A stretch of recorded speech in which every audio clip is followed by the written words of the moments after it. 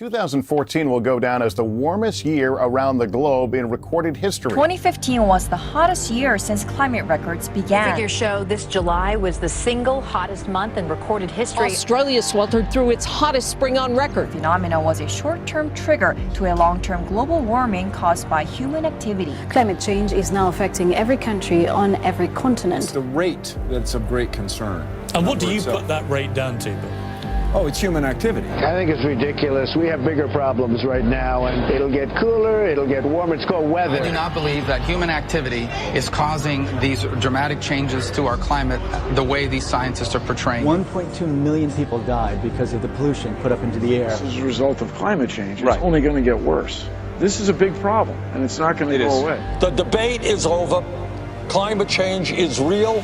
It is already causing major problems. And if we do not act boldly and decisively, a bad situation will become worse. As a UN messenger of peace, I have traveled all over the world for the last 2 years documenting how this crisis is changing the natural balance of our planet. I have seen cities like Beijing choked by industrial pollution, ancient boreal forests in Canada that have been clear-cut, and rainforests in Indonesia that have been incinerated. In India, I met farmers whose crops have been literally washed away by historic flooding.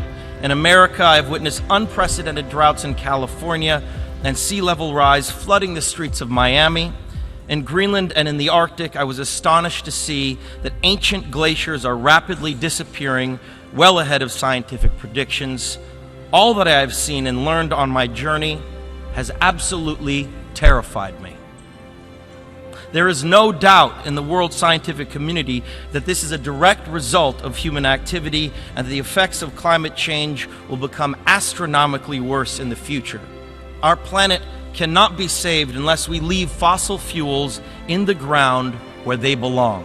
Now think about the shame that each of us will carry when our children and grandchildren look back and realize that we had the means of stopping this devastation, but simply lacked the political will to do so. Yes, we have achieved the Paris Agreement. More countries have come together here to sign this agreement today than for any other cause in the history of humankind, and that is reason for hope.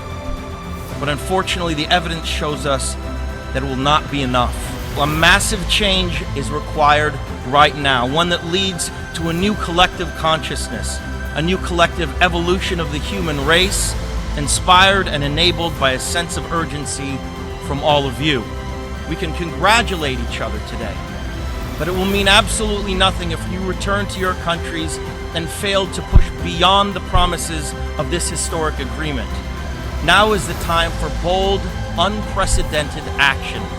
It is time to declare no more talk, no more excuses, no more 10-year studies, no more allowing the fossil fuel companies to manipulate and dictate the science and policies that affect our future.